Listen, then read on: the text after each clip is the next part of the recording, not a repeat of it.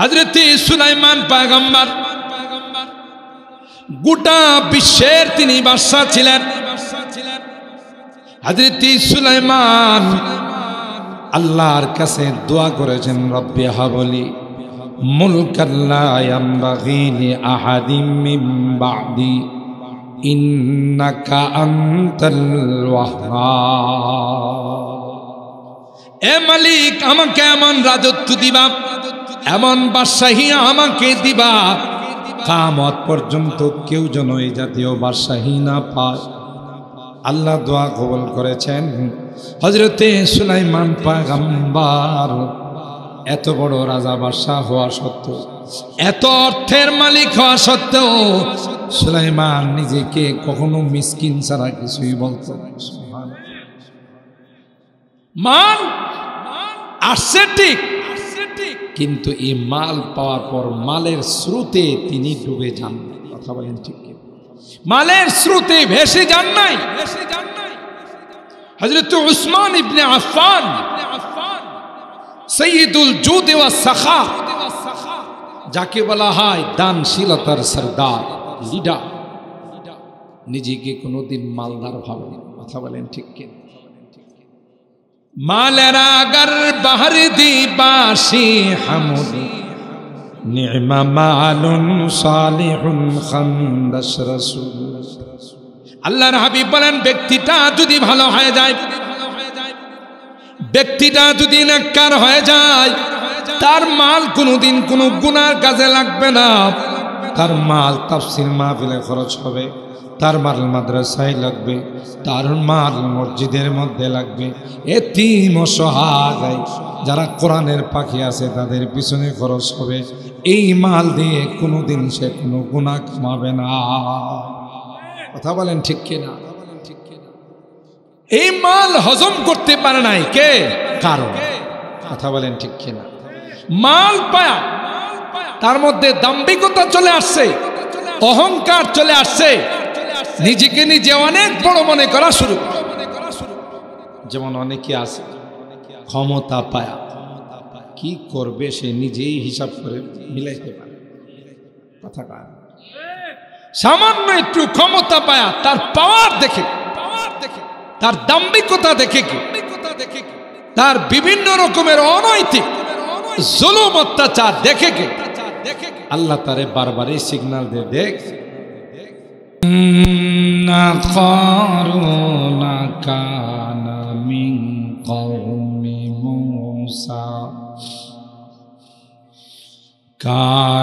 من قوم موسى فبغى عليهم وآتيناه من الكنوز ما إن مفاتحه لتنوء بالعصبة أولي القوة إذ قال له قومه لا تفرح إن الله لا يحب الفرحين وابتغ فيما آتاك الله الدار الآخرة ولا تنس نصيبك من الدنيا وأحسن كما أحسن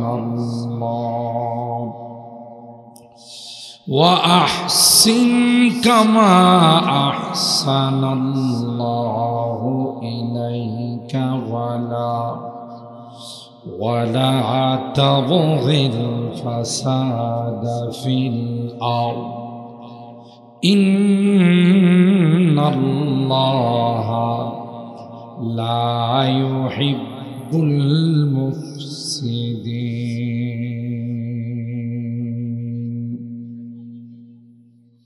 وقال النبي صلى الله عليه وسلم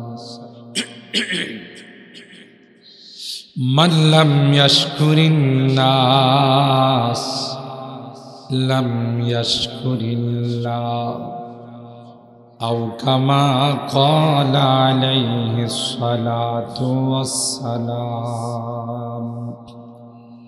بارك الله لنا ولكم في القرآن العظيم ونفعنا وإياكم بالآيات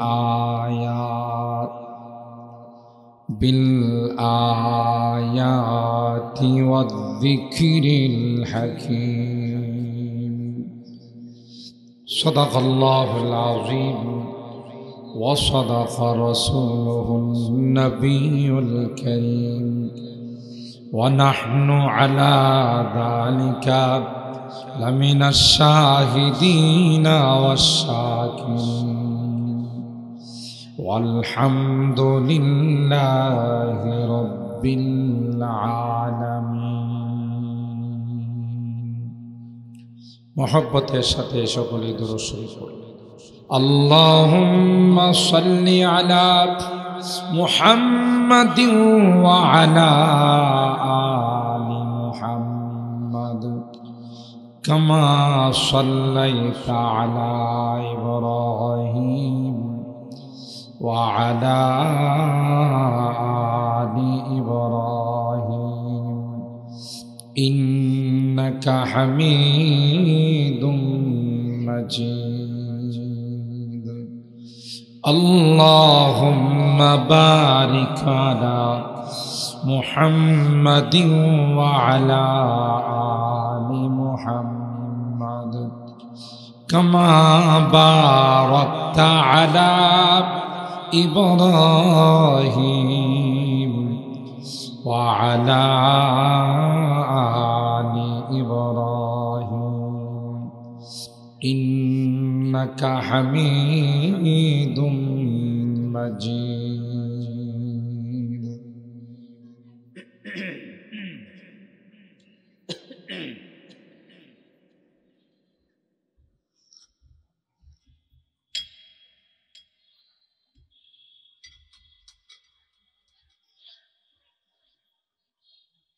আলহামদুলিল্লাহ সুম্মা আলহামদুলিল্লাহ ঐতিহ্যবাহী সরাইল তাফসীর কমিটির উদ্যোগে আয়োজিত 10 দিন ব্যাপী তাফসীর মাহফিলের 50 বছর পূর্তি উপলক্ষে আয়োজিত আজকের তাফসীর মাহফিলের সম্মানিত সদর হযরতুল আল্লামা মুফতি শামসুল হক সাহেব সভাপতি সরাইল তাফসীর কমিটি হযরতে উলামায়ে কেরাম বেরাদারান ইসলাম পর্দার আড়ালের মা ও বোনেরা আল্লাহ পাকের দরবারে লাখো কোটি শুকরিয়া জারবে কানা ঐতিহ্যবাহী তাফসীর মাহফিলে অগণিত অসংখ্য মানুষ থেকে আমাদের কিছু মানুষকে মাগরিবের নামাজ জামাতের সাথে আদায় করে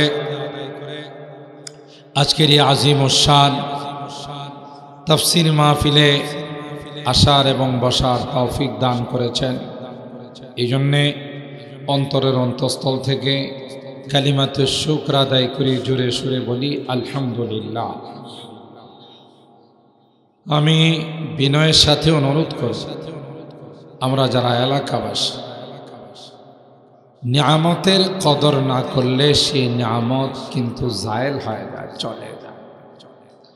বিশাল আয়োজন, কমিটিতে বুজুর্গ উলামায়ে কেরাম, জবরদস্ত উলামায়ে কেরাম কমিটির মধ্যে আছেন, পাশাপাশি কোরআন প্রেমিকরা আছেন। যে সকল উলামায়ে কেরাম এই তাফসীর কমিটিতে আছেন, ওনারা এক একজন এক এক মাহফিলের প্রধান মেহমান হয়ে আলোচনা পেশ করে থাকেন।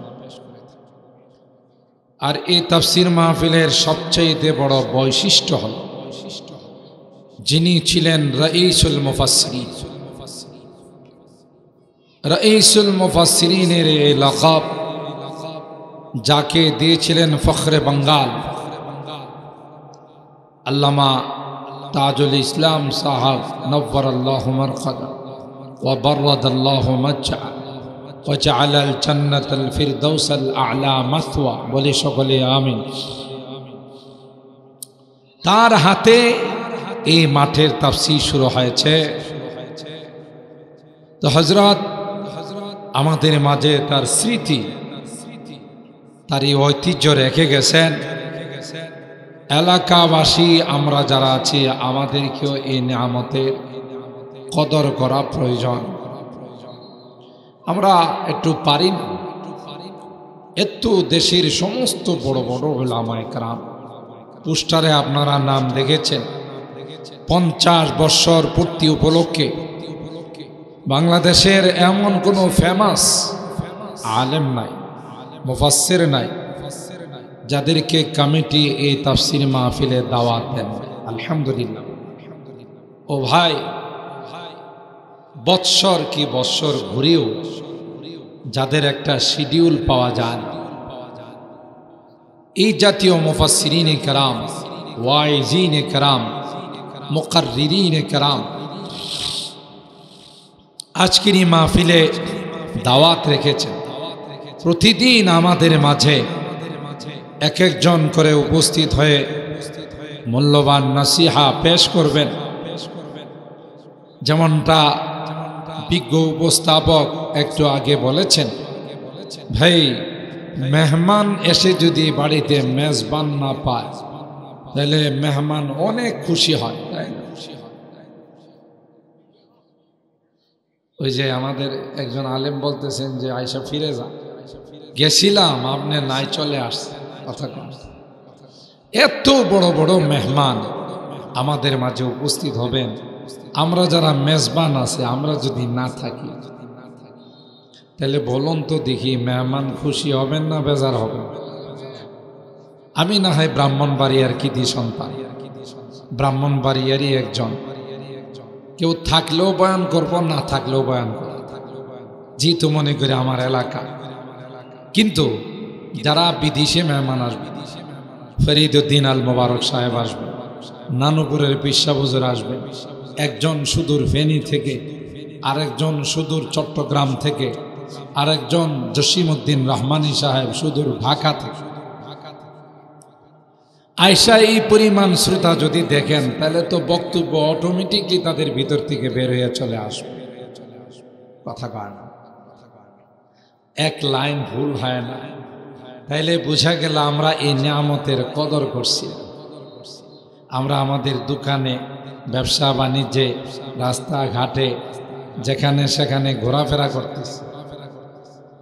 মাহফিলের যে কত মর্যাদা, এই তাফসীর মাহফিলের যে কত দাম, আসলে আমরা এটাই উপলব্ধি করতে পারি। 20 তারিখ থেকে শুরু হয়েছে, তাই না? হ্যাঁ, 21 তারিখ থেকে শুরু হয়েছে। 21, 22, 23, আজকে তৃতীয় দিন, তাই না? প্রথম দিন হলে একটু মেনে নেওয়া যায়, প্রথম দিন। আর আমাদের দেশের মানুষের একটা প্রবণতা হলো যত বরকত আছে সব শেষ দিন যায় জমা। কথা কয় না, সবাই মনে করে 10 দিন 20 দিনের তাফসীর মাহফিলে, 3 দিনের ওয়াজ মাহফিলে, সম্মেলনে শেষ দিন যাব, আগের 2 দিনের সহ শেষের দিনের সব বরকত নিয়ে বাসায়। না ভাই, বিষয়টা এরকম না। রহমতে খোদা, আল্লাহর রহমতের দৃষ্টি যে কখন কার উপর পড়ে যাবে এটা আমরা কেউ জানি না। কথা বলেন ঠিক কি? এই জন্য প্রতিটি মুহূর্তকে গনিমত মানে, নিয়ামতের শুকরিয়া আদায় করলে আল্লাহ নিয়ামত বাড়িয়ে দেবেন। সুবহানাল্লাহ। লা ইন শাকারতুম লা আযীদান্নাকুম, সূরা ইব্রাহিম আয়াত নাম্বার 7। আল্লাহ বলেন লা ইন শাকারতুম, তোমরা যদি আমার নিয়ামতের শুকরিয়া আদায় করো, লা আযীদান্নাকুম, অবশ্যই অবশ্যই আমি আল্লাহ তোমাদের নিয়ামতকে বাড়িয়ে দেব। সুবহানাল্লাহ। ও অত্যন্ত মজবুত করে আল্লাহ বলেন লা আযীদান্না। আর যদি বিপরীত হয়, যেমন আমরা আজকের এত বড় এই নিয়ামতের কদর আমাদের কাছে নেই। ওয়ালা ইন কাফারতা, তোমরা যদি এই নিয়ামতের শুকরিয়া আদায় না করো, ইন্না আযাবি লাশাদীদ, আল্লাহ বলেন লা উআযিবান্না, অবশ্যই অবশ্যই তোমাদেরকে শাস্তির সম্মুখীন করা। আর আমার শাস্তি কিন্তু কঠিন শাস্তি, হালকা পাতলা কোনো শাস্তি না।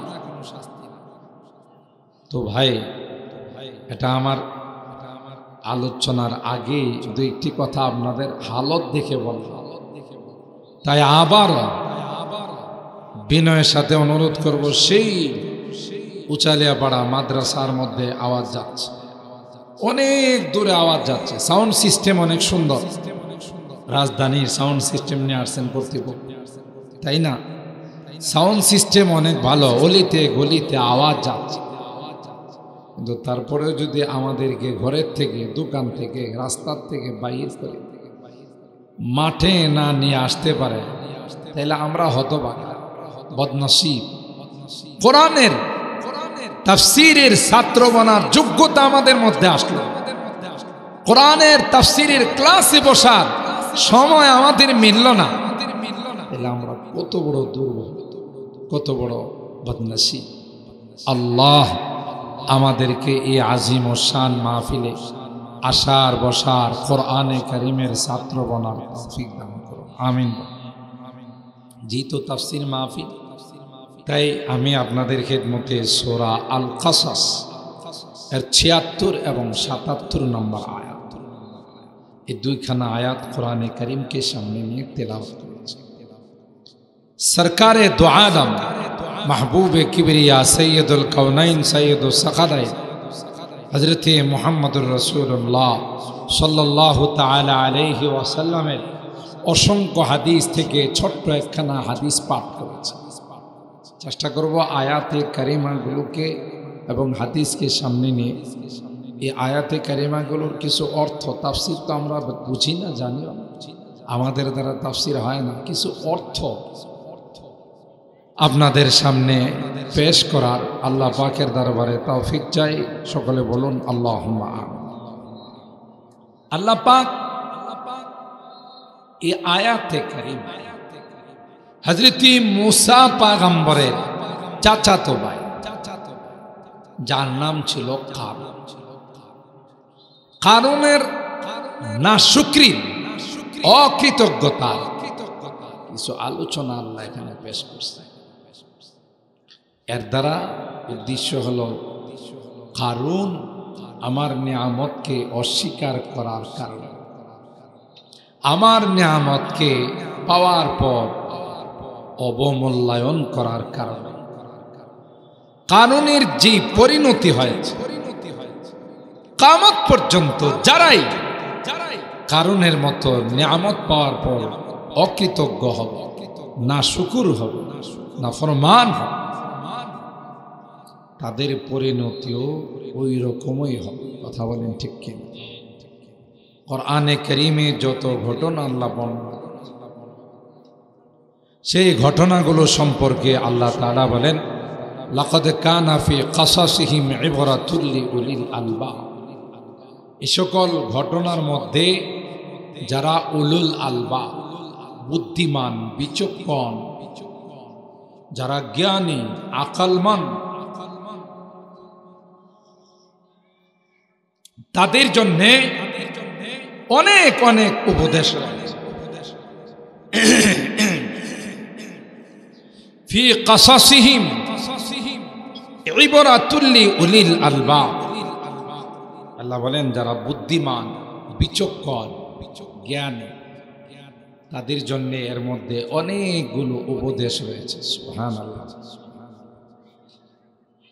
এই ছোট্ট করে যদি বলি, আল্লাহর কাছে যারা বুদ্ধিমান, আমাদের কাছে তারা বুদ্ধিমান না। আমাদের কাছে যারা বুদ্ধিজীবী, যারা আমাদের কাছে আকলমান, তারা আবার আল্লাহর কাছে বুদ্ধিজীবী নয়। আমরা সাধারণত বুদ্ধিজীবী যাদেরকে মনে করি, বিচক্ষণ আকলমন যাদেরকে মনে করি, দুনিয়ার লাইনে যারা একটু বুঝে তাদেরকে আমরা মনে করি এরা বড় বুদ্ধিমান, এরা বড় বিচক্ষণ। যদিও নামাজ পড়ে না, রোজা রাখে না, হালাল হারাম মানে না, নবীর সুন্নতের ধার ধারে না, তারপরেও কিন্তু আমরা তাদেরকে বিচক্ষণ মনে করি, বুদ্ধিজীবী মনে করি, বুদ্ধিমান মনে করি। আল্লাহর কাছে এরা বুদ্ধিমান না। আল্লাহর কাছে বুদ্ধিজীবী যারা, তাদের ডেফিনেশনটা একটু ভিন্ন।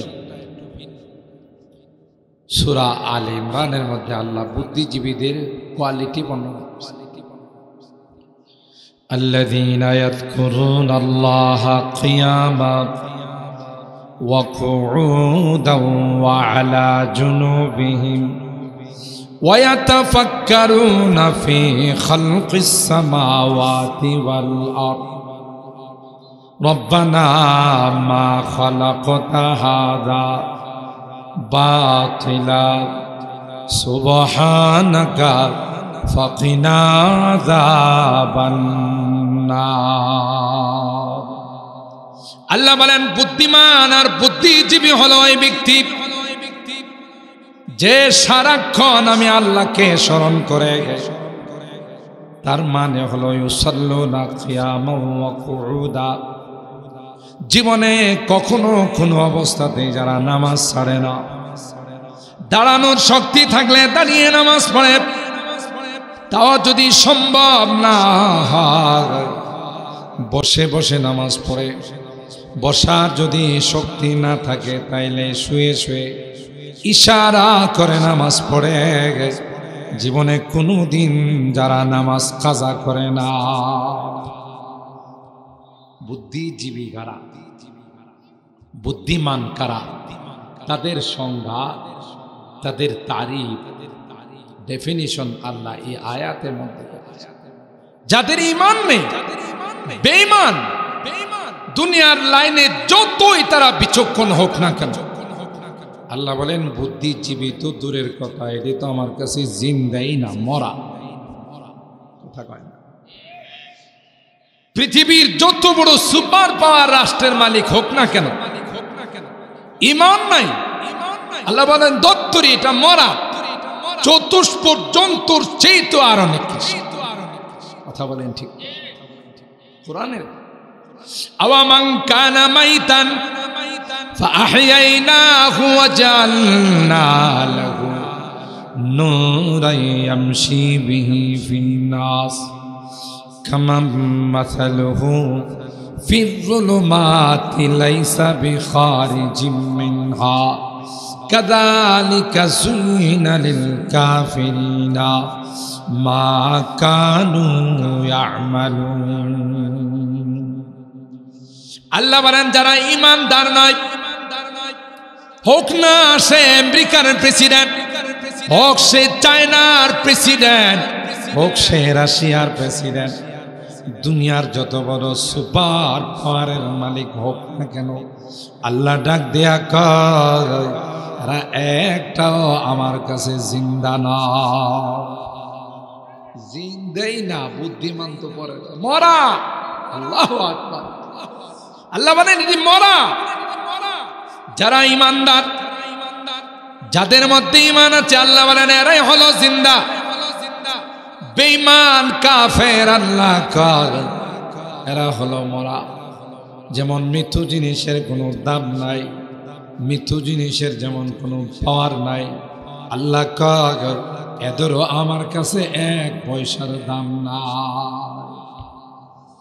সূরা যুখরুফের আয়াতের মধ্যে আল্লাহ বলেন ওয়ালাউলা ইয়াকুনান নাসু উম্মাতান ওয়াহিদা লাজআলনা লিমান ইয়াকফুরু বির-রাহমানি লিবুয়ুতিহিম সুকুফা ওয়া মাআরিজ আলাইহা ইয়াসতারুন।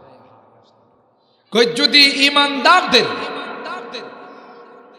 ঈমানের উপরে খাতরা না হতো, ভয় না হতো, যত বেঈমান আর কাফের মুশরিক আছে, আল্লাহ বলেন তাদের বাড়িঘর, থাকার খাট, বসার চেয়ার, টেবিল, সিঁড়ি সবগুলো আমি আল্লাহ স্বর্ণে পরিণত করব। কেন? ওমা লাহুম ফিল আখিরাতি মিন খালাক, পরকালে তাদের ভাগ্যে পিটন ছাড়া আর কিছু না। কথা কার? আগে সুখ শান্তিতে ছিলা, আগে আরাম আয়েশে ছিলা দুনিয়াতে, পরকালে যাওয়ার সাথে সাথে তোমার উপরে শাস্তি শুরু হয়। যেমন একটা সময় দেখা যায় কেউ কেউ টাকার পাহাড় গড়ে, পরবর্তীতে গুহাতে বিভিন্ন জায়গাতে আত্মগোপন করে সময় কাটে। দুনিয়া তো আল্লাহ এরকমের দৃষ্টান্ত থাকে যে কি দামি দামি গাড়ি, পরে দেখা যায় ভাঙ্গা সোড়া নৌকা দিয়ে নদী পার হইতে চায়, তাও মাঝখানে মাঝিরা দেখে যে ব্যাগের মধ্যে টাকা ভরছে। কথা কয় না, দেখা কয় এটা কি কাপড় চোপড় একটু কুইলা দেখি, চেইন টান দেয়া দেখে বাবারই বাবা টাকার বান্ডি, টাকাগুলো রাইখা আবার স্বদেশে ফেরত দেওয়া যায়। আর দেশের মানুষ হারানো মানিক পাওয়ার পর সবাই অংশগ্রহণ করে। ডাক্তাররা শেষ পর্যন্ত মন্তব্য করে যে পরিমাণ হাদিয়া তুফা ওনার গায়ে পড়ছে, নিচের অংশ টিকানো বড় কঠিন। কথা গান, নিচের অংশ টিকানো সম্ভব। টাকার পাহাড় করছে। এক সময় আদালতে বসে এরাই ফতোয়া দিত, যারা বয়ান করে মাঠে ময়দানে ওয়াজ করে, দুদক দুর্নীতি দমন কমিশনকে বলতো যে তাদেরকে তদন্ত করে তাদের ইনকাম অফ সোর্স কি সেগুলো বের করে তাদের বিরুদ্ধে ব্যবস্থা নেওয়া হয়। আল্লাহ কয় না, তাদের বিরুদ্ধে ব্যবস্থা নেওয়া লাগবে না, ইনকাম অফ সোর্স তোমার কি সেটা তদন্ত করে নিচের অংশের মধ্যে ট্যাক্স বসানো হয়। কথা বলেন ঠিক কিনা? দুনিয়াতে দুর্নীতি করে, 2 নাম্বারি করে, 3 নাম্বারি করে টাকা কামাইবা, হালালে হারামে তার জবাব দিতে হবে আল্লাহর কাছে। কথা বলেন ঠিক কিনা? আল্লাহ বলেন যারা বেঈমান কাফির, যারা পরকালে তাদের কোনো শান্তি নাই, কবরে যাওয়ার সাথে সাথে তার শাস্তি শুরু হয়ে যাবে, মায়ের শুরু হয়ে যাবে। এই জন্য আল্লাহ কয়, এ মুসলমানের সন্তান, 31 নাইটে আনন্দ উদযাপন করা এটা তোমাদের কাজ নয়, এটা হলো বিজাতি বিধর্মীদের কাজ। এরা বিভিন্ন উৎসবে নিজেরা আনন্দ ফুর্তি করে। কথা বলেন ঠিক কিনা? কারণ পরকালে তাদের শুধু শাস্তি আর শাস্তি। এগুলো তোমাদের কালচার নয়, তোমাদের জন্য তো অনন্ত অসীমকালের সুখ শান্তির ব্যবস্থা আল্লাহ জান্নাতে রাখছে। কথা বলেন ঠিক। আর দুনিয়া সিজনুল মুমিন ও জান্নাতুল কাফির, দুনিয়াটা তো ইমানদারদের জন্য একটা জেলখানা, কয়েদখানা। এখানে সুখ শান্তির জন্য ইমানদার আসে না, এরা এখানে আনন্দ ফুর্তি করবে, আমোদ ফুর্তি করবে, আর পরকালে তাদের শুধু শাস্তি আর শাস্তি। ঠিক না বেঠিক? মুহতারাম হাজিরিন, এই আয়াতে আল্লাহ রাব্বুল আলামিন এই জাতীয় নিয়ামত পাওয়ার পর যারা নিয়ামতের শুকরিয়া আদায় করেন তাদের কি ভয়াবহ পরিণতি হবে এই বিষয়ের উপর এখানে আলোকপাত করা হয়। তো হযরত মুসা পয়গম্বরের চাচাতো ভাই ছিল, বড় দিনদার ছিল, বড় নেককার ছিল, খার, কিন্তু দুনিয়ার লাইনে এমটি পকেট ছিল, টাকা পয়সা জিরো, কিচ্ছু ছিল না। আল্লাহ তাআলা তাকে ধন দৌলতের মালিক বানাইছে, প্রচুর পরিমাণে টাকা পয়সার মালিক। কোরআনে আল্লাহ বলতেছেন লাতানু বিল উসবাতি উলিল কুওয়া, এত পরিমাণের অর্থ সম্পদের মালিক ছিল কারুন। তার গোডাউনের চাবি বহন করার জন্য হাজার হাজার উটের দরকার। আল্লাহু আকবার।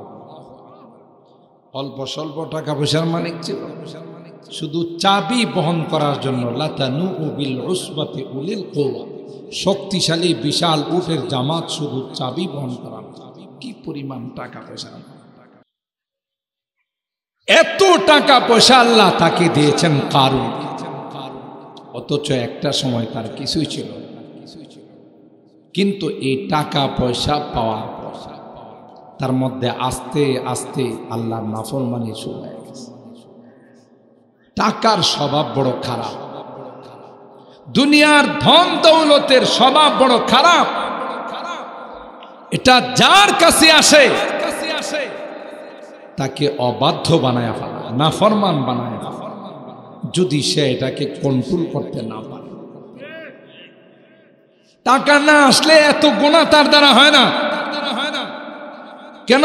টাকা পয়সার সমস্যা। টাকা যখন হাতে আসে, গুনার যত সামান আছে, যেমন টাকা থাকার আগে ঘরের মধ্যে টিভি ছিল, এখন টাকা পয়সা যখন কিছু হাতে আসে, মিসেস বলে যে একটা টিভি নিয়ে আসেন, অন্যের বাড়িতে যায় টিভি দেখা, এটা কেমন দেখা যায়, নাউজুবিল্লাহ বলে। এই ঘরের মধ্যে টিভি নিয়ে আসে, আর টিভি নিয়ে আসলে তো তার মধ্যে যত গুনার সামান, নাফরমানির যত সামান, এটা কিসের কারণে হলো? টাকা আসে। টাকা বড় খারাপ, অর্থ বড় খারাপ, যদি এটাকে সঠিক অর্থে ব্যবহার করা না যায়। আল মালু সালিহ লিররাজুলি সালিহ, ব্যক্তিটা যদি নেককার হয় তার মালটাও নেককার হয়। সুবহানাল্লাহ। এই টাকা পয়সা যাদের হাতে আছে, গত কিছুদিন পূর্বে নরসিংদী আসজাদ মাদানী দামাত বারাকাতুহুমুল আলিয়া, তিনি আসছিলেন, একজন হাজী সাহেব। ইনি একটা মসজিদ আর মাদ্রাসা বানাইছেন। মাদ্রাসার নাম হলো মদিনাতুল উলুম। এটা মাধবদীর থেকে একটু আয়সা, 5 জনা থেকে একটু মাঝামাঝি ভিতরে। আল্লাহ, এত সুন্দর করে সাজাইছে মাদ্রাসা, মসজিদে ঢুকলে মনে হয় যে জান্নাতের বাগানে ঢুকছে। এত টাকা পয়সা খরচ। তো ওখানকার এক মুতামিম সাহেব বললেন, হুজুর কতবার যে ভাঙছে তার কোনো হিসাব নাই। একবার করে চয়েস হয় না, ভাঙিয়া ভাঙা, আবার করে, আবার নতুন করে, এরপরে এই পর্যায়ে আসে। বিশাল মাঠ, এই তো বড় একটা মাঠ, এই মাঠ মাদ্রাসার নামে দিচ্ছে। আল্লাহু আকবার বলেন। এই মাঠে মাহফিল, মাঠের সামনে 10 তলা বিল্ডিং, এটাও মাদ্রাসার নামে দিয়ে দিচ্ছে। যা ইনকাম আসবে সব, মাদ্রাসা তো সেই রকম ভাবে সাজাইছে। তাহলে তিনিও টাকা পয়সার মালিক, কিন্তু এই টাকা কোনো সিনেমা হলে লাগায় না, কথা কয় না। এই টাকা কোনো গানের আসরে খরচ করে না, এই টাকা কোনো অবৈধ পন্থা, কোনো নাফরমানিতে খরচ করে না। তার দিলের তামান্না, বলছেন তিনি, আমার সাথেও কথা হয়েছে, হুজুর আমি তো থাকবো না, একটা জান্নাতি বাগান সাজায় আছে।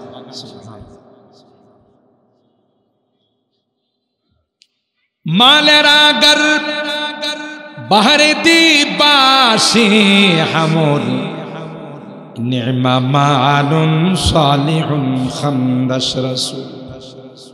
আল্লাহর পয়গম্বর বলেন, মালের কোনো দোষ নাই, অর্থের কোনো দোষ নাই। ব্যক্তিটা যদি নেককার হয়ে যায়, ব্যক্তিটা যদি আল্লাহ ওয়ালা হয়ে যায়, তার মাল কোনোদিন গুনার কাজে লাগবে না। কথা বলেন ঠিক? হযরত সুলাইমান পয়গম্বর গোটা বিশ্বের তিনি বাদশা ছিলেন। হযরত সুলাইমান আল্লাহর কাছে দোয়া করেছেন, রব্বি হাবলি মুলকান লা ইয়ানবাগি লি আহাদিন মিন বা'দি ইন্নাকা আনতাল ওয়াহ্হাব। এ মালিক, আমাকে এমন রাজত্ব ইবাদত দিবা, এমন বাদশাহী আমাকে দিবা কিয়ামত পর্যন্ত কেউ যেন এই জাতীয় বাদশাহী না পায়। আল্লাহ দোয়া কবুল করেছেন। হযরতে সুলাইমান পয়গম্বর এত বড় রাজা বাদশাহ হওয়া সত্ত্বেও, এত অর্থের মালিক হওয়া সত্ত্বেও সুলাইমান নিজেকে কখনো মিসকিন ছাড়া কিছুই বলতো না। মাল আসছে ঠিক, কিন্তু এই মাল পাওয়ার পর মালের স্রোতে তিনি ডুবে যান। কথা বলেন ঠিক কি? মালের স্রোতে ভেসে যান নাই। হযরত উসমান ইবনে আফফান সাইয়্যিদুল জুদ ওয়াস সাখা, যাকে বলা হয় দানশীলতার সরদার, লিডার, নিজেকে কোনোদিন মালদার ভাবেন। কথা বলেন ঠিক কি? মালেরা আগার বাহার দিবাসি হামুদ নি'মা মালুন সালিহুন খান্দাস রাসূল। আল্লাহর হাবিব বলেন, ব্যক্তিটা যদি ভালো হয়ে যায়, ব্যক্তিটা যদি নেককার হয়ে যায়, তার মাল কোনোদিন কোনো গুনার কাজে লাগবে না।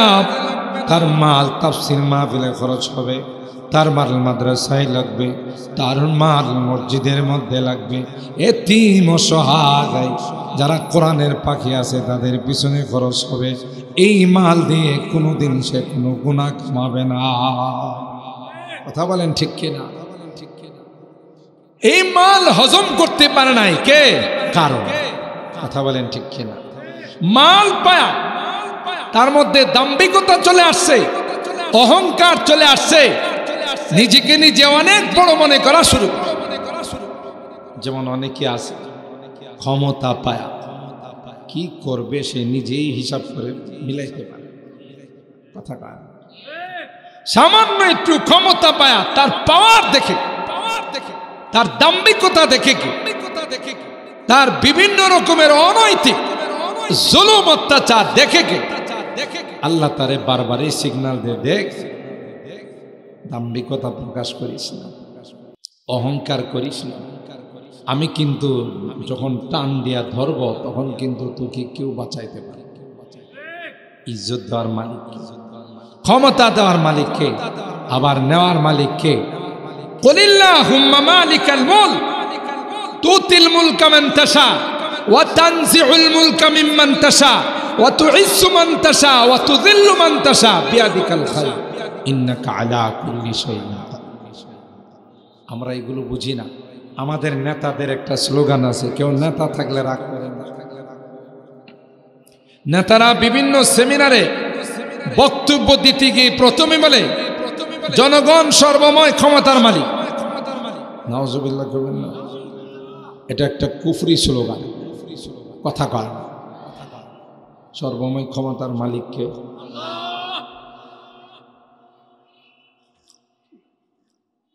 জনগণকে খুশি করার জন্য যারা জনগণকে সর্বময় ক্ষমতার মালিক বলে, নিঃসন্দেহে এটা কুফরি কথা। কথা বলেন ঠিক কেনা? সর্বময় ক্ষমতার মালিক আল্লাহ যদি রাজি থাকে, আল্লাহ যদি চান তাইলে ক্ষমতায় টিকতে পারে, না চাইলে মুহূর্তের মধ্যে ক্ষমতা ছাড়তে হবে। এটা আল্লাহ বুঝাই দেন যে তোমরা কল্পনাও করতে পারবে না, আমি যখন সিদ্ধান্ত নিব কেউ কোনো অস্ত্র কোনো বাহিনী কাউকে টিকিয়ে রাখতে পারে। মুহতারাম হাজিরিন, কারণ না এটা বুঝতে পারে নাই, টাকার গরমে সে বিভিন্ন রকমের অনৈতিক কাজ, গানের আসর, জোয়ার আসর, মদের আসর, কথা বলেন ঠিক কিনা,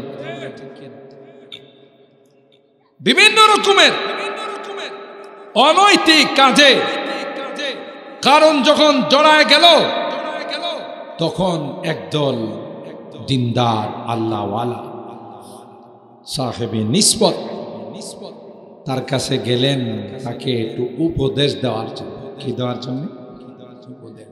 হারি, তুমি যে পথে চলতেছ, যে রাস্তায় চলতেছ, এটা তো সফলতার রাস্তা না, এটা তো তোমার ধ্বংসের রাস্তা। তুমি যেভাবে গানের আসর, মদের আসর, জোয়ার আসর, নারীবাজি, আরো যত অনেক দিক কাজ করতেছ, তাফসীরের অনুমতি নিতে গেলে তোমায় টাকা চাও, তোমার মতো এরকমের নালায়েক, তোমার মতো এরকমের নাফরমান আল্লাহর জমিনে দ্বিতীয় গণ। একটা সময় কিন্তু তাফসীর মাহফিল, ওয়াজ মাহফিল করতে গেলেও থানায় দৌড়াইতে দৌড়াইতে পায়ের স্যান্ডেল ক্ষয় হয়ে গেছে। যদিও এই দিন আমরা আশা করি আর বাংলাদেশে দ্বিতীয়বার আসবে। কথা বলেন ঠিক কিনা? আশা করি আর আসবে না ইনশাআল্লাহ। কোরআনের বিরুদ্ধে যারা চলবে, ইসলামের বিপক্ষে যারা যাবে, তাদের মনে রাখতে হবে যে কোনো না কোনো দিন তাদের পরাজয় অনিবার্য। কথা বলেন ঠিক কিনা? শাস্তি চলে আসবে, এটাই বাস্তব। কিন্তু লোভ, অর্থের লোভ, পদের লোভ, এই সব কিছু এমন পর্যায়ে পৌঁছে দেয়, আস্তাগফিরুল্লাহ, এই কারণ এই টাইপের হয়ে গেছে। وآتيناه من الكنوز ما إن مفاتحه لتنوء بالعصبة أولي القوة। যারা নেককার দিনদার আল্লাহওয়ালা, তাদের একটি জামাত কারুনকে গিয়ে বললেন, ইয ক্বালা লাহু কওমুহু লা তাফরাহ। এক নাম্বার উপদেশ ছিল কারুন নানা টাকা পয়সা পার পার আমোদ ফুর্তিতে লিপ্ত হয় না, অবৈধ বিভিন্ন কিছুতে জড়িত হয় না, যেগুলো আল্লাহ পছন্দ করে না, পয়গম্বর পছন্দ করে না, ইসলাম পছন্দ করে না। এ কারণ যদি ভালো চাও, মঙ্গল চাও, এগুলো ছেড়ে দাও। লা তাফরাহ। ইসলামের বাইরে গিয়ে, গণ্ডির বাইরে গিয়ে কোনো আমোদ ফুর্তি করা, এটা কোনো আমোদ ফুর্তি নয়, এটা ধ্বংসের কারণ। আমাদের সমাজে যাদের একটু টাকা পয়সা বেশি আছে, বিবাহ শাদীর অনুষ্ঠানের মধ্যে দেখবেন গায়ে হলুদের নামে অনুষ্ঠান। যদি আপনাদের সরাইলে নাই, অন্য জায়গায় আছে। হ্যাঁ, গায়ে হলুদের নামে লাল নীল বাতি, ডেস্ক বাজানো, আর রাত্রের বেলায় যুবক যুবতীরা ডেস্কের সামনে বেহায়ার মতো নাচানাচি করা। এই জন্য আমি এটার নাম দিছি গায়ে হলুদ এবং মরিচ। মানুষ লাফালাফি করে কখন? যখন কোনো না কোনো দিক দিয়ে খোঁচায়, তো নিশ্চয়ই আর গায়ে কেউ মরিচ লাগাইছে। মরিচ না লাগাইলে তুই নাচানাচি করস কা? আপনি বলুন, যে বিবাহের প্রারম্ভে শুরুতে এই সকল অবৈধ অনৈতিক কাজ হয়, এই সংসার থেকে, দাম্পত্য জিন্দেগির থেকে যে সন্তান আসবে, নিঃসন্দেহে এটা আব্দুল কাদের জিলানী হবে। কথা কয় না, তবে আব্দুল কাদের জিলানী সব জায়গা থেকে ঠিক বলা যায়। যার শুরুটাই গুনাহ দিয়ে, হারাম দিয়ে, আর যাই হোক, এই রকমের দাম্পত্য জিন্দেগির থেকে ভালো কোনো সন্তানের আশা করা যায় না। এটা এরশাদ শিকদার হবে। কথা বলেন ঠিক না? এটা কালা জাহাঙ্গীর টুকাই সমান হবে। এটা ঐশীর মতো বদমাশ হবে। কেন? গোড়া নষ্ট। এই জন্য আপনি নেককার সন্তান চান, আপনি চান আপনার সন্তান আপনার সেবা করুক, আপনার সন্তান নেককার হোক, ভালো হোক, তাহলে গোড়াতেই আপনার ভালোর ব্যবস্থা নিতে হবে। কথা বলেন ঠিক কি? ইন্না আযামান নিকাহি বারাকা আইসারুহু মাউনা। আল্লাহর হাবিব বলেন, যে বিবাহ শুক্রবারের দিনে মসজিদের ভিতরে হবে, এই বিবাহ হলো সবচাইতে বরকতওয়ালা বিবাহ। কারণ ওখানে কোনো গান বাজনা নাই, ওখানে কোনো নাচানাচি নাই, অবৈধ কাজ নাই, কোনো রকমের অপচয় নাই। কথা বলেন ঠিক কিনা? এই জন্য কারুনকে বললেন, লা তাফরাহ, তুমি অতি আনন্দ ফুর্তিতে লিপ্ত হয় না। ইন্নাল্লাহা লা ইউহিব্বুল ফারিহিন। আল্লাহ অতি আমোদ ফুর্তিকারীকে পছন্দ করেন না। যারা সীমা লঙ্ঘন করে, সীমানার বাহিরে গিয়ে অবৈধ আমোদ ফুর্তিতে লিপ্ত হয়, খেল তামাশায় লিপ্ত হয়, আল্লাহ তাদেরকে পছন্দ করে। এক নাম্বার উপদেশ দিলেন। আমি বলছি আগে যে তর্জমা করবে তাফসীর, তাফসীর তো মুফাসসিরিন کرام করে। দুই নাম্বার উপদেশ ছিল ওয়াফতাকি ফিমা আতাকাল্লাহুদ দারাল আখিরা। তুমি তো পরকাল কামাই করার একটা সুবর্ণ সুযোগ পাইছো। যারা নসিহত করতে গেলেন উলামায়ে কেরাম, আল্লাহর ওলিরা, তাকে বললেন, আরে কারুন, কয়জনের কপাল এরকম হয় এত টাকা পয়সার মালিক হয়? আল্লাহ তোমাকে মায়া করে টাকা পয়সার মালিক বানাইছে। তুমি দ্রুত 50 বছর পূর্তি উপলক্ষে সরাইল অন্নদা মাঠে তাফসীর মাহফিল হচ্ছে। এখানে বাংলাদেশের বড় বড় মুফাসসিরিন কেরাম উপস্থিত হচ্ছেন। 5,000 টাকা, 10,000 টাকা আমি আল্লাহ তোমাকে দিয়েছি আমার কোরআনের তাফসীরের জন্য, ওখানে ব্যয় করো, এটা আমার ব্যাংকের মধ্যে জমা হয়। কথা বলেন ঠিক কিনা? তোমারে আমি টাকা পয়সা দিয়েছি সরাইল বাজারে, তোমার ব্যবসা সবার চেয়ে চাঙ্গা, এই ব্যবসাতে আরো বরকত হবে। গিয়ে সুফিজি সাহেব, সভাপতি সাহেব হুজুর, সেক্রেটারি সাহেব, ইসলামাবাদ মাদ্রাসার মোহতামিম সাহেব, আহসানুল্লাহ সাহেব হুজুরের কাছে, কেশিয়ার সাহেব আছে মাওলানা মঈন সাহেব, ওনাদের হাতে 10,000 টাকা দিয়ে আসো, যে হুজুর আমি তাফসীর মাহফিলে শরীক হলাম। আল্লাহ বলবেন, তোর এই টাকাটা আমার আখিরাতের ব্যাংকে আমি জমা রাখব। আর এটা এত বাড়া তুই অবাক হয়ে যাবে যে আমার এত টাকা তো আমি আল্লাহর রাস্তায় দান করি। আল্লাহ বলবে, করছস কম, এটা বাড়াইছি। সুবহানাল্লাহ। মসজিদ মাদ্রাসায়, অন্নদা স্কুল মাঠের পাশে মসজিদ, যে জীর্ণ শীর্ণ অবস্থায়, তুমি হিম্মত করো, আল্লাহ আমার টাকা দিছে, আল্লাহ তোমার এই ঘরটা আমি বানাবো। আল্লাহ বলেন, তোর জান্নাতের ঘর বানাই।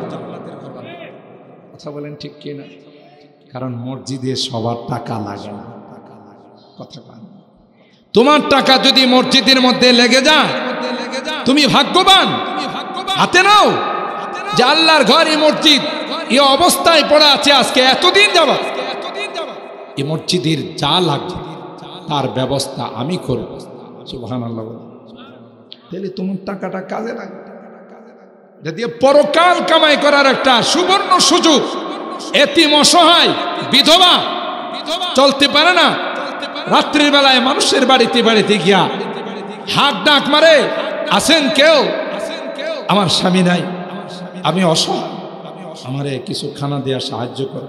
তোমার দোকানে গিয়ে বলে, আমি এতিম, আমার বাবা নাই, আমার কি 100 টাকা দিবেন, আমি দুপুরে খাইতে পারি নাই। আল্লাহ বলেন, যদি তুমি আমার জন্য এই সকল জায়গাতে দান করতে পারো, ওয়ায়ুতঈমুনা আত-তাআমা আলা হুব্বিহি মিসকিনাও ওয়া ইয়াতীমাও ওয়া আসীরা ইন্নামা নুতঈমুকুম লিওয়াজহিল্লাহ লা নুরিদু মিনকুম জাযাআও ওয়ালা শুকুরা। আল্লাহ বলেন, তুমি তাদেরকে দাও না, আমাকে দিয়েছো। টাকা দিয়ে পরকাল কামাও।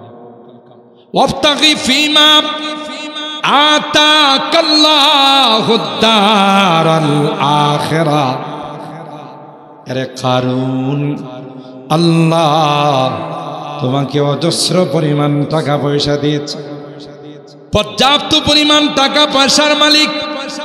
এ কারুন, যাও মসজিদে গিয়ে দান করো, মাদ্রাসায় গিয়ে, নবীর বাগানে গিয়ে দান করো, এলাকার অসহায় এতিম মিসকিন গরিবদেরকে দান করো, এলাকার জনসেবামূলক কাজে তুমি দান করো। এ কারণ, তাইলে আল্লাহ তোমার পরকালকে সাজাই দিবে। এটা কি শুধু কারণের নসিহত না? বর্তমানে যারা আছে টাকা পয়সার মালিক তাদেরকে, কোরআন কি শুধু কারণের জন্য না, এখানকার জন্য কিয়ামত পর্যন্ত যারাই টাকা পয়সার মালিক হবে সবার জন্য কোরআনের এই নসিহত। 3 নম্বর নসিহত, ওয়ালা তানসা নাসিবাকা মিনাদ দুনিয়া। তুমি মনে করো না তোমার মাল শুধু তুমি একাই মালিক, না না, তোমার মালের মধ্যে আল্লাহ গরিব অসহায় মানুষের হক রেখে দিয়েছেন। সুবহানাল্লাহ। ওয়া ফি আমওয়ালিহিম হাক্কুল লিসাইলি ওয়াল মাহরুম। আল্লাহ বলেন, যারা বঞ্চিত গোষ্ঠী, যারা অসহায়, যারা গরিব মিসকিন, তাদের হক কিন্তু তোমার মালে দিয়ে দিলাম। এখানেও তাদের হক আছে। ওয়ালা তানসা নাসীবাকা মিনাদ দুনিয়া, এটা তুমি ভুলে যেও না যে তাদের একটা অংশ তোমার মালের মধ্যে আসে। তোমাকে আল্লাহ এই টাকা পয়সার মালিক বানিয়েছেন, তুমি এককভাবে এটা ভোগ করবা সেই জন্য নয়, তাদেরকে দিবা, তাইলে মালে বরকত হবে। দিবা না, এই মাল ধ্বংস হয়। সূরা আল কলমের মধ্যে আল্লাহ একটা ঘটনা বয়ান করছে, আমি শুধু টাচ দিয়ে যাচ্ছি, আপনারা যেহেতু শিক্ষিত মানুষ। বাগান থেকে খেজুর কাটতে যাব, তো দিনের বেলায় খেজুর কাটতে গেলে ফকির মিসকিনরা জানে যে খেজুর কাটার মৌসুম, এই জন্য ফকির মিসকিনরা যায় ভিড় জমা।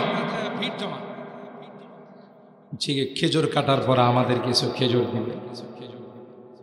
এই চালাকের গোষ্ঠী করছে কি না, দিনের বেলায় খেজুর কাটতে যাব না, রাত্রের বেলায় যখন ফকির মিসকিন অসহায়রা ঘুমে থাকবে, এরা কিছু জানবে না,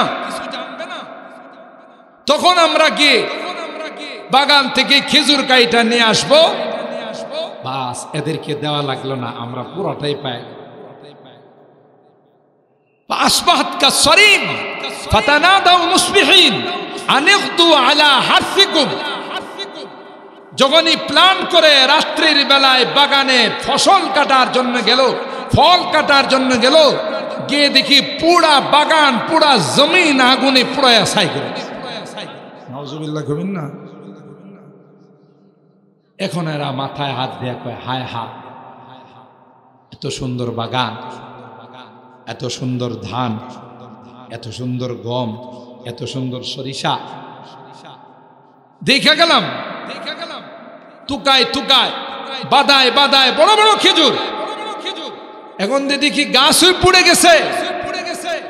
আল্লাহ কয় আমার গরিব অসহায় মিসকিন মানুষকে মাহরুম করার কারণে আমি আল্লাহ তোদেরকেও মাহরুম করে দেব। কথা বলেন ঠিক না? ইতিহাস আল্লাহ বর্ণনা, হাদিসের মধ্যে বুখারী শরীফের হাদিস আছে, লম্বা হাদিস, আমি ইশারা দিয়ে যাচ্ছি। তিন ব্যক্তিকে আল্লাহ পরীক্ষা করার জন্য, একজন ছিল কুষ্ঠরোগী, আরেকজন অন্ধ, আরেকজন টাকপরা। ফেরেশতা পাঠাইলেন, ফেরেশতা পাঠায়া হযরত জিবরিল আমিন বললেন যে আপনার যে সমস্যা, আপনি এলেন টাকপরা, মাথায় চুল নাই, আপনি কি চান? কো ভাই আমার এই চুলটা যদি আবার চলে আসতো তাইলে এটা আমার জন্য বড় সবচাইতে প্রাপ্য, এটা আমার সবচাইতে পাওয়ার বিষয়। ফেরেশতা মাথায় হাত বুলাই দিয়েছে, সুন্দর করে চুল গজায় গেছে। সুবহানাল্লাহ। তাকে বললেন তোমার কাছে সবচাইতে প্রিয় প্রাণী কোনটা বল? তো বলল আমার উট হলে ভালো হয়। ঠিক আছে, তাকে গাভীর উট দিয়ে দিল আর বললো এটা লালন পালন। এক বিশাল এক পাল হয়ে গেল। আরেকজনের কাছে গেল, সে হলো কুষ্ঠরোগী, তাকেও একই অবস্থা, একই জবাব দিল। বললো তোমার কাছে সবচাইতে পছন্দনীয় মাল কি? ও গাভী। তা দিয়ে দিল। ওই গাভী লালন পালন করে সে কি হলো, বিশাল পাল হয়ে গেল। অন্ধের কাছে গেছে, অন্ধওয়ালা বলল ভাই তোমার কাছে সবচাইতে প্রিয় জিনিস কি বলো? অন্ধ বলল দুইটা চোখ যদি আল্লাহ আমারে ফেরত দেয়। হাত বোলাই দিছে চোখের মধ্যে, আল্লাহ তাআলা চোখ ভালো করে দিয়েছে। তোমার কাছে সবচাইতে প্রিয় ও ছাগল, ভেড়া, দুম্বা, এগুলো আমার কাছে সবচেয়ে পাপকে পাপ। এখন সবাই খুব আনন্দ, সেই অজস্র পরিমাণ টাকা পয়সার মালিক এবার পরীক্ষা করতে যাও। এগুলো পাওয়ার পর তারা আল্লাহর নিয়ামতকে ভুলে গেছে না নাফরমান হয়ে গেছে। তিনজনের কাছে আসলো, আমি শুধু কাটসাট করে বলতেছি।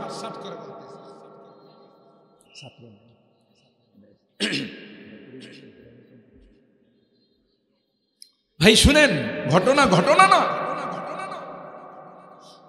পরবর্তীতে আয়েশা ওই যে প্রথম তাকে বললেন ভাই আপনি কি টাক পড়া রোগী ছিলেন না? আমি টাক পড়া রোগী ছিলাম। কে খুশি মনে আছে না? বুঝলা গেছে। এই যে ওয়াকানাল ইনসানু কাফুরা, মানুষ বড় অকৃতজ্ঞ। কথা বলেন ঠিক কিনা? আপনি অমুক ছিলেন না কেন, আপনার কোনো টাকা পয়সা ছিল না, পরে আল্লাহ আপনাকে উঠ দিছেন, আল্লাহ আবার দিছে কবে? নাউজুবিল্লাহ। যদি মিথ্যা বলে থাকেন, মিথ্যা যদি বলে থাকেন, তাহলে যেরকম ছিলেন সেই রকম যেন হয়ে যান।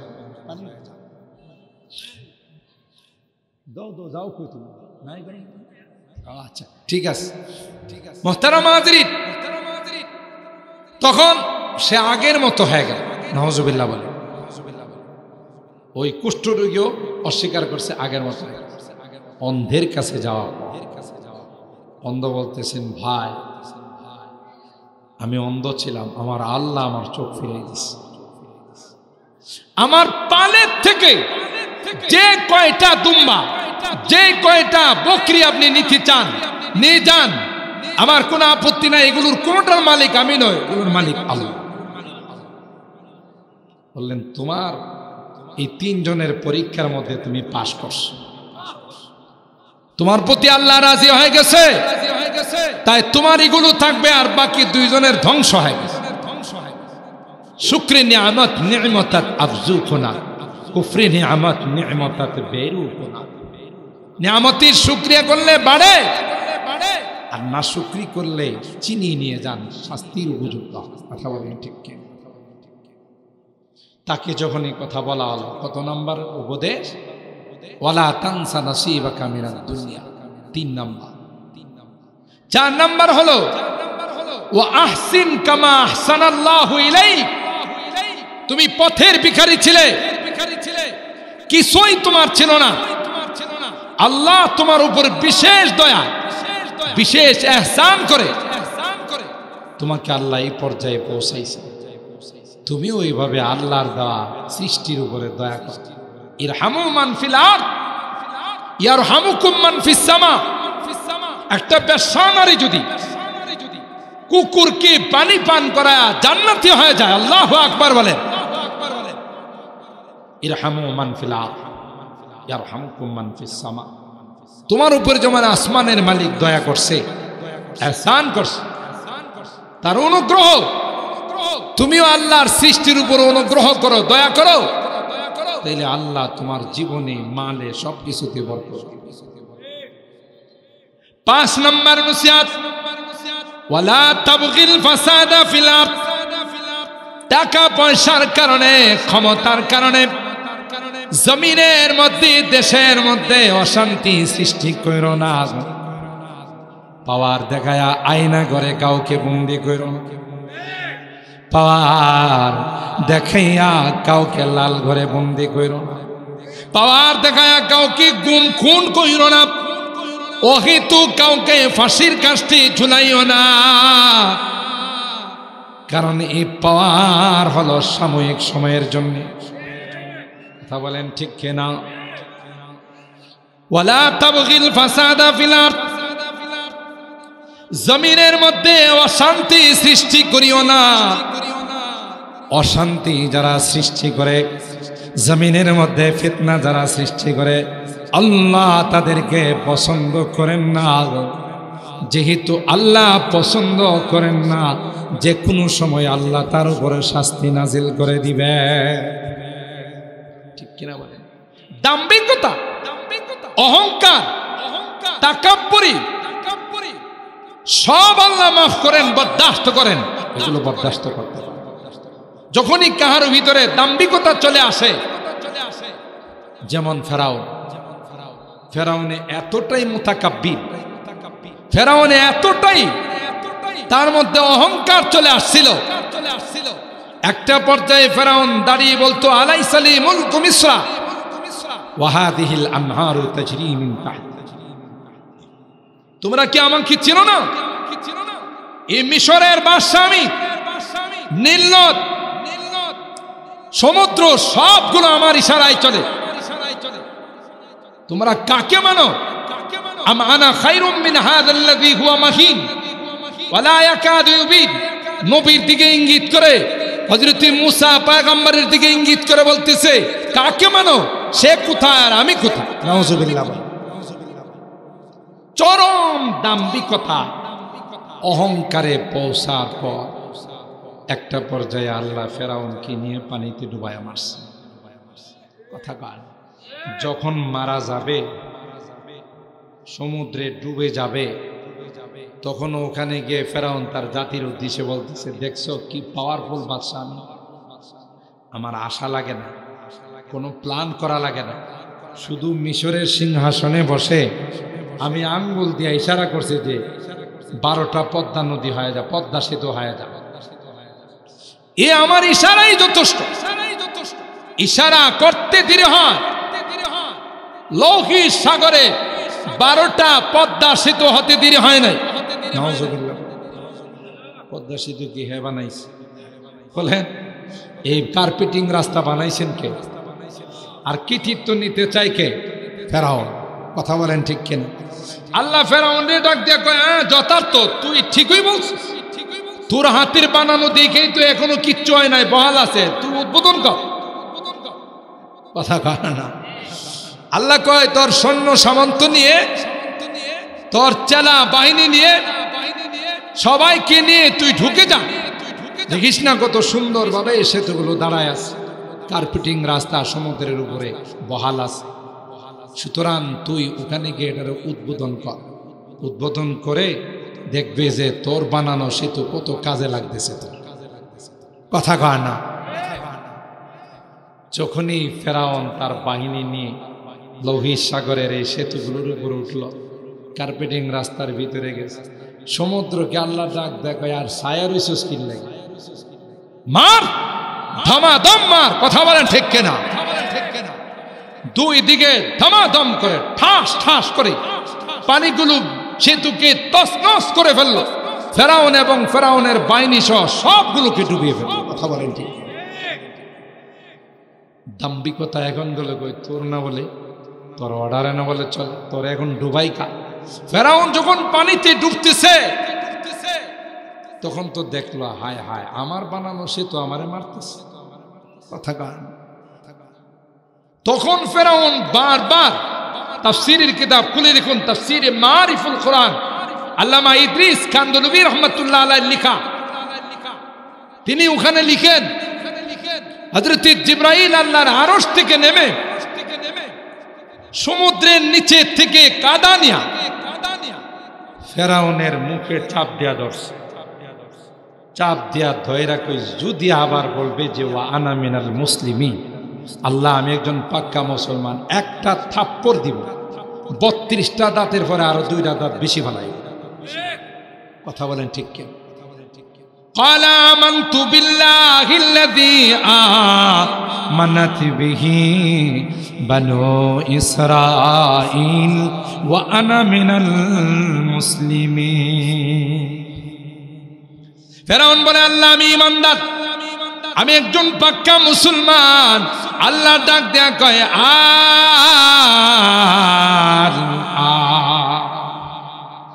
এতদিন তোমার ঈমান আনার সময় হয় না, এখন মরার সময় ঈমান আনলা কোনো কাজে আসবে না।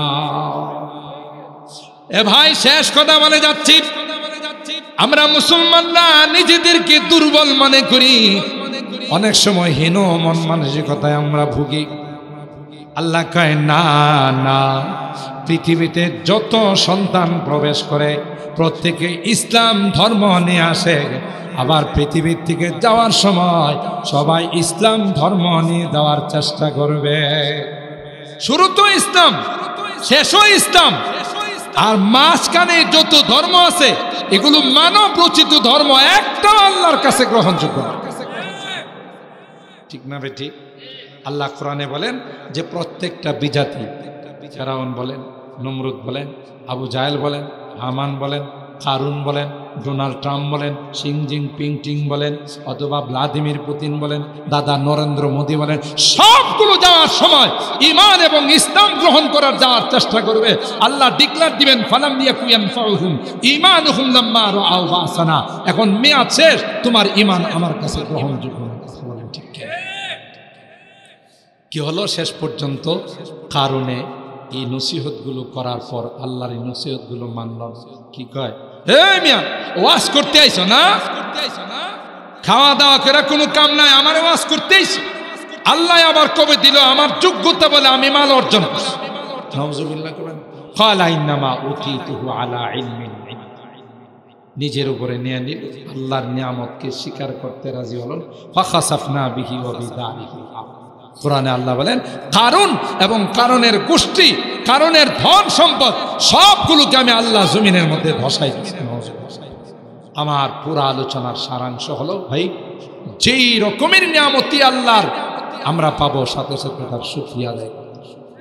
শুকরিয়া না করে যখনই কেউ অহংকার করবে তার পরিণতি অত্যন্ত ভয়াবহ। আমাদের চোখের সামনে যারা আল্লাহকে মানছে তাদের আল্লাহ তাআলা উজ্জ্বল করে দিয়েছেন, যারা মানে নাই তাদের পরিণতি ভয়াবহ হয়েছে। আল্লাহ পাক আমাদের এই আজিমুশ শান তাফসীর মাহফিলে প্রতিদিন সময় মতো এসে ওলামায়ে কেরামদের আলোচনা শুনে তাফসীর শুনে সেইভাবে চলার তৌফিক দান করুন, আমিন। ওয়া আখিরু দাওয়ানা আনিল হামদুলিল্লাহি রাব্বিল আলামিন। আসসালামু আলাইকুম ওয়া রাহমাতুল্লাহি ওয়া বারাকাতুহু।